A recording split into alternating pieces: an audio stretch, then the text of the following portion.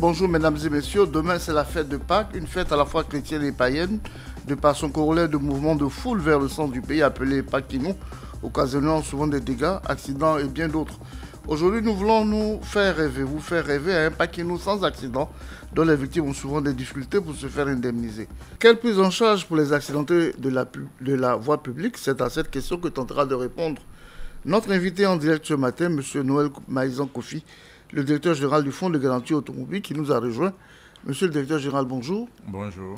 Merci d'avoir accepté notre invitation. Nous sommes en direct. Vous allez répondre à toutes les préoccupations. Vous avez suivi déjà ce journal. Quels sont les éléments qui ont retenu votre attention? Le premier élément, c'est la commémoration du Christ, notamment la fête de la Pâque. Et c'est une période essentielle parce que c'est une période de prière. Je pense que nos concitoyens, notamment les chrétiens, ont prié pour la paix en Côte d'Ivoire. Et je vais m'en réjouir. Alors on voit que votre nom complet c'est Maïzan Kofi Noël. Tout à fait. Un Kofi qui se retrouve encore à Abidjan en cette veille de Pâques. Tous les Kofis ne sont pas seulement des Baoulés, il y en a dans l'est de la Côte d'Ivoire. D'accord. Alors présentez-nous la structure que vous dirigez. Le Fonds de garantie automobile, c'est quoi exactement? Le Fonds de garantie automobile est une entreprise, j'allais dire paritaire, qui a été créée par la volonté de l'État de Côte d'Ivoire et l'ensemble des compagnies d'assurance qui pratiquent la branche automobile. C'est une entreprise communautaire, donc l'émanation du code CIMA. La mission essentielle qui a été confiée à cette structure, c'est de faire en sorte que cette structure puisse prendre en place les victimes corporelles d'accidents de la voie publique pour lesquelles il n'y a pas de couverture. Vous savez que certains de nos concitoyens dans notre pays peuvent circuler, et c'est légion, sans avoir une police d'assurance à jour. Et naturellement, au regard de la loi de 98 relative au code de la route, c'est une infraction, c'est un délit. Et ces personnes-là ne sont pas munies de police d'assurance.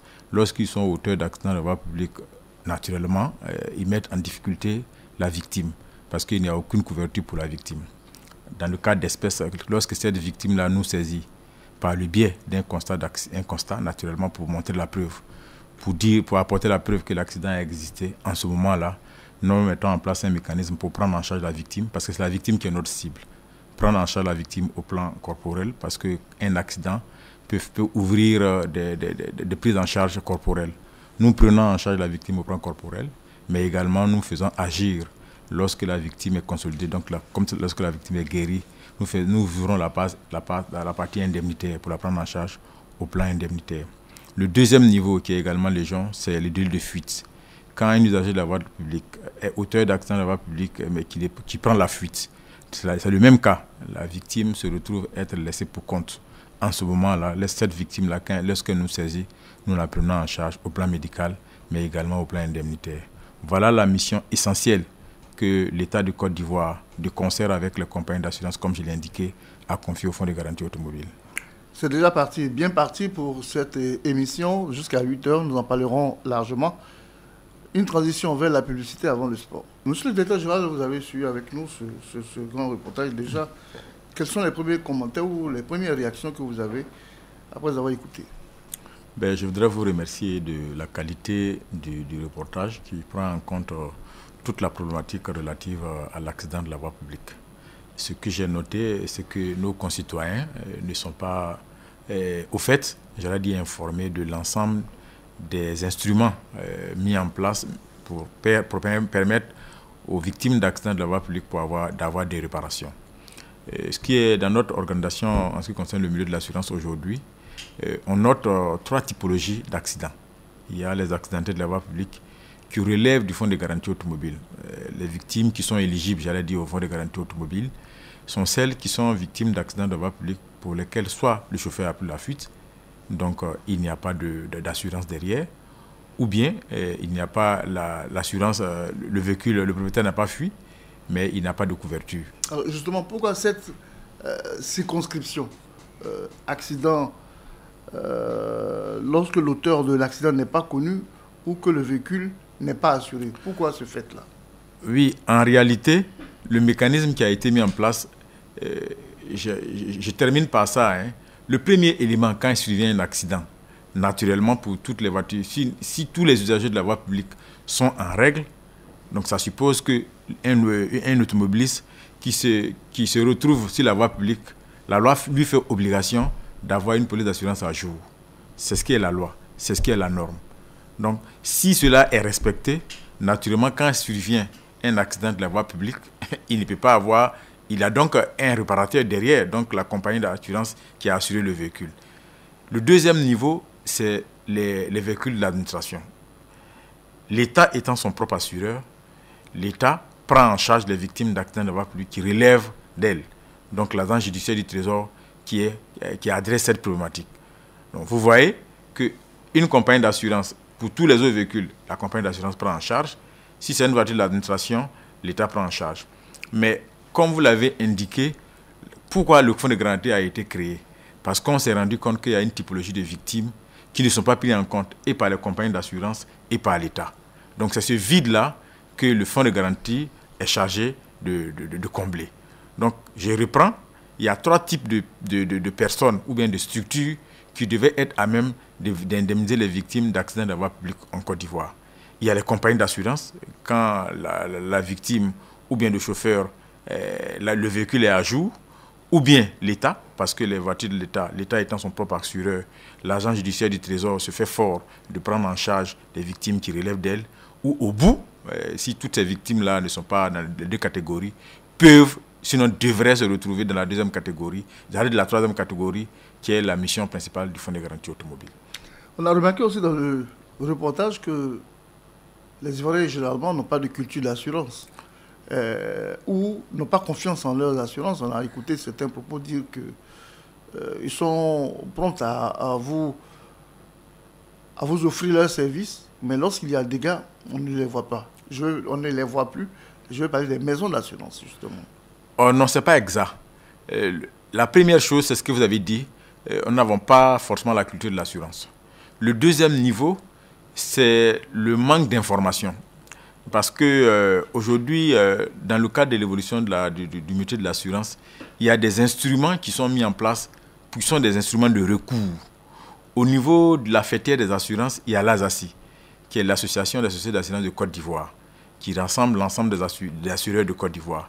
Mais à côté de cette fêtière-là, il y a le régulateur. Il y a un régulateur, un peu comme il existe dans tous les secteurs d'activité. Le régulateur, c'est la direction de l'assurance. Quand vous êtes confronté à une typologie, à un problème, quel qu'il soit en ce qui concerne l'accident de la voie publique, si vous vous adressez à la direction d'assurance, elle se met à votre disposition pour faire en sorte que, en tout cas, si vous avez toutes les informations, la direction d'assurance vous apporte le soutien nécessaire, toutes les informations nécessaires pour que vous soyez indemnisé. Le dernier niveau, le dernier né de ces instruments-là, il y a un médiateur que la fêtière même a mis en place pour permettre à ce que et les usagers et les compagnies d'assurance, quand il survient un cas d'accident de la voie publique et que vous n'avez pas de recours, vous pouvez saisir le médiateur. Le médiateur, comme son nom l'indique, c'est de faire en sorte qu'il y ait une collaboration, un échange entre la victime et la compagnie d'assurance à l'effet de lui permettre d'avoir l'indemnisation. Donc on ne peut pas dire que les compagnies d'assurance mettent en place un dispositif pour faire en sorte que les victimes ne soient pas prises en charge. Ce n'est pas vrai, je pense, de mon point de vue. D'accord. On a remarqué également que vous... est-ce que vous travaillez avec des intermédiaires? Je veux parler de cette ONG qui a servi de couloir de transmission entre le fonds de garantie automobile et les accidentés. Tout à fait. Les intermédiaires nous saisissent à l'effet de prendre en charge les victimes corporelles d'accidents de la publique. Mais nous, notre dispositif, il est simple. Je l'ai indiqué. Pour que le dispositif se mette en branle chez nous, il faut que les 2 typologies de victimes d'accidents soient remplies. Mais il faut que la maison nous saisisse par le biais d'un constat. Parce que ce que je voudrais rappeler, un accidenté de la voie publique peut avoir les mêmes séquelles que quelqu'un qui est monté sur un arbre et qui est tombé. Donc pour que le mécanisme se mette en marche, il faut s'assurer que la victime est une victime d'accident de la voie publique du fait d'un accident naturellement, donc le constat. Donc dès que ces structures-là nous saisissent, nous mettons en place notre dispositif pour s'assurer que tous les éléments existent, mais naturellement quand les éléments existent, nous les prenons en charge. Mieux, nous, dans le cadre du dispositif, quand le fonds de garantie a été créé en 2009, naturellement dans la loi ne nous faisait pas obligation de nous retrouver dans les centres de santé À un moment donné, nous nous sommes rendus compte qu'il fallait aller vers la victime. Les victimes d'accidents de la voie publique, on s'est rendu compte qu'on les trouve où? On les trouve dans les CHU et dans les CHR. Et depuis 2010, nous avions donc mis en place un dispositif qui permet de nous retrouver dans tous les centres hospitaliers universitaires d'Abidjan. Aujourd'hui, dans le cadre du mécanisme de la stratégie nationale de la sécurité routière, le fonds de garantie par le biais de l'État est en train de s'étendre dans l'ensemble des régions pour ouvrir des bureaux relais, pour permettre aux usagers, j'allais dire les Ivoiriens, les concitoyens, de saisir notre dispositif interne, parce que c'est difficile souvent, ou bien souvent ils n'ont pas l'information de savoir que la structure existe, mais nous avions mis en place un dispositif de proximité. Nous sommes présents dans les CHU, nous sommes en train de nous installer dans la CHR pour permettre aux victimes de nous saisir. Et dans le cadre de ce mécanisme-là, nous avions signé toute une palette de conventions avec toute la trajectoire, tout le processus, les CHU, les CHR, les pharmacies, la banque de sang, tout ce qui est instrument pour prendre en charge une victime. Nous avions fait une convention pour faciliter, j'allais dire, la prise en charge et accélérer cette prise en charge pour permettre à ce que les victimes, parce qu'une victime qui n'est pas prise en charge, la science a démontré que la prise en charge, lorsqu'elle est immédiate et elle est systématique, ça permet d'aménuiser les séquelles. Donc le dispositif que nous avons mis dans les hôpitaux, c'est pour non seulement permettre aux victimes de nous saisir, mais surtout d'accélérer la prise en charge au bénéfice des populations. Alors qui peut saisir le fonds de garantie automobile? Ce sont les usagers de la voie publique, ce sont les accidentés de la voie publique, toutes les victimes qui estiment qu'elles ont été victimes d'accidents de la voie publique pour lesquels il n'y a pas de couverture. C'est-à-dire manque de couverture, soit c'est un délit de fuite ou bien un défaut d'assurance. Toutes les victimes ou bien les ayants droit, parce que quand il y a un accident de la voie publique et que la victime est décédée, ce sont les ayants droit qui, par le biais toujours du constat d'assurance, nous saisissent. Alors, vous l'avez dit, hein, au-delà de votre siège, vous avez pris la résolution de vous installer dans les centres de santé. Et ça a changé quelque chose dans votre approche? Mais tout à fait, puisque à l'origine, les victimes devraient venir nous trouver dans nos bureaux aux 2 plateaux pour nous saisir. Aujourd'hui, quand vous allez au CHU de Cocody, vous avez un agent, un bureau du fonds de garantie automobile. Pareil pour Yopougon, malheureusement, Yopougon est fermé. Trècheville, Angré. Depuis le mois passé, nous avions ouvert à Yamsoukro. Ce mois même, nous venons d'ouvrir une antenne à Bodo, à Ndoussi. L'idée, comme je l'ai indiqué, c'est faciliter la prise en charge pour que les victimes puissent nous trouver le plus tôt possible, parce que nous sommes présents où ils se retrouvent. Parce que quand il survient un accident de la voie publique, quand les pompiers interviennent et qu'ils doivent évacuer la victime, naturellement, ça est dans les centres de santé. Et nous, dans le cadre de la collaboration que nous avions avec les CHU et les CHR, nous sommes présents. Nous avions accès aux bureaux d'urgence pour voir quelles sont les victimes d'accidents de la voie publique et s'assurer et voir celles qui sont éligibles chez nous. Quand elles sont éligibles chez nous, nous mettons en place notre dispositif pour les prendre non seulement au plan médical et également au plan indemnitaire. Je rappelle que quand la victime arrive au CHU et qu'elle est prise en charge, et qu'elle se prend en charge, et qu'après que nous découvrions que la victime est éligible chez nous, toutes les ressources engagées par la victime pour se prendre en charge, nous les remboursons. Ah oui. Donc c'est une prise en charge totale, naturellement, qui est calquée sur le modèle des... Parce que nous ne sommes pas une compagnie d'assurance traditionnelle. Nous sommes, notre action, comme vous le constatez bien, nous avons une compagnie d'assurance qui a un caractère social.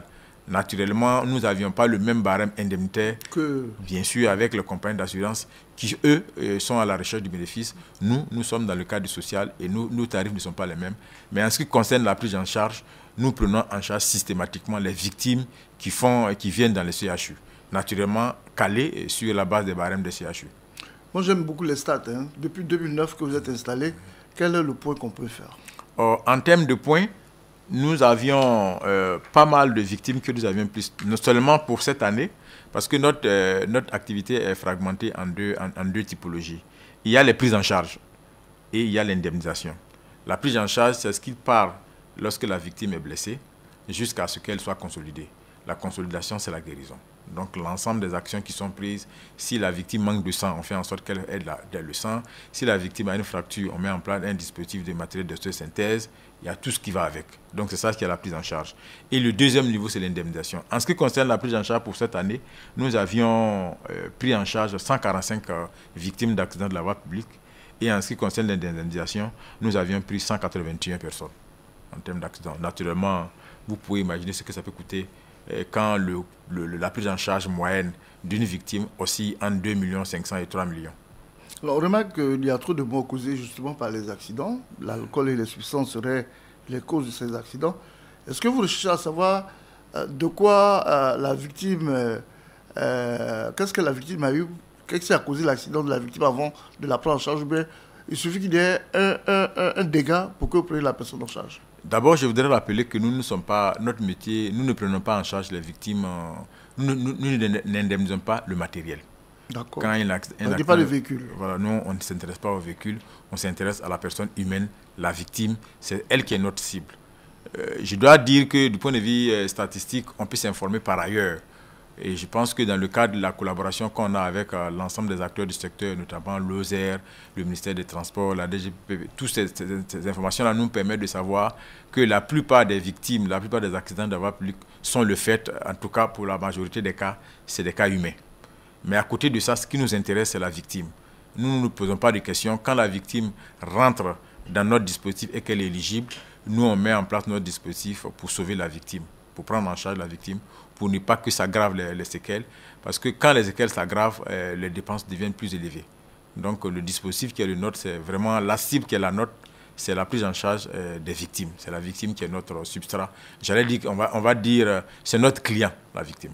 Oui, mais il y a le fait que quand les victimes ne sont pas prises en charge très tôt, ça devient dangereux.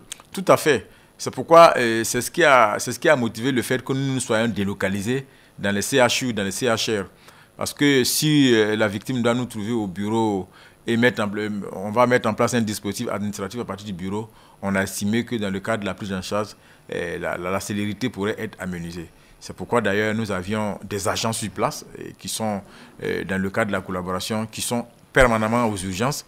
Et dans le cadre de cette collaboration-là, les centres de santé dans lesquels nous sommes installés, les directeurs généraux, les responsables des urgences connaissent l'existence du fonds de garantie automobile, de sorte que quand survient un accident de la voie publique, si notre agent n'est pas aux urgences, naturellement, les parents sont orientés, puisque nous sommes sur place au CHU, les parents sont orientés par le biais des médecins, de l'existence de la structure, à l'effet que ces victimes-là puissent nous saisir et pour s'assurer que ces victimes-là, quand elles sont dans notre dispositif, on les prend en charge.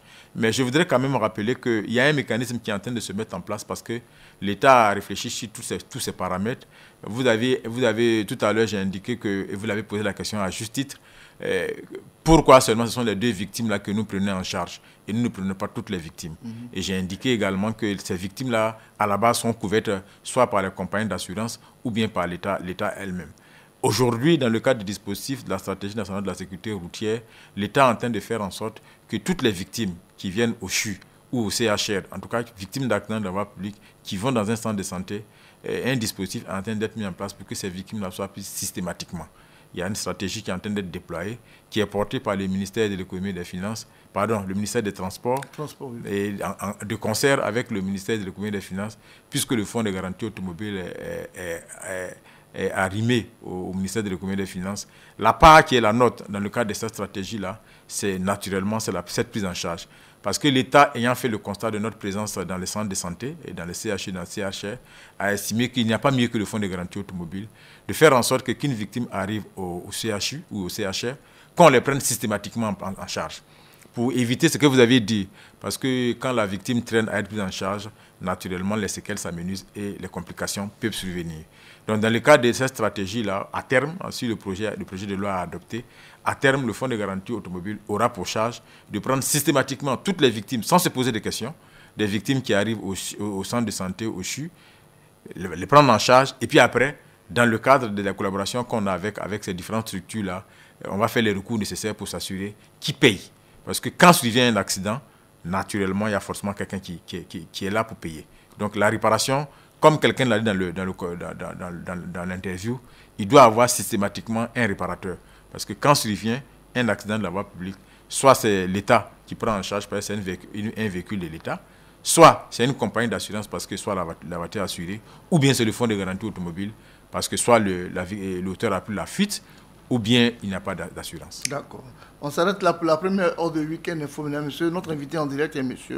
Noël Maïzan Koufi, directeur général du fonds de garantie automobile. Radio Côte d'Ivoire, Abidjan 88.fm.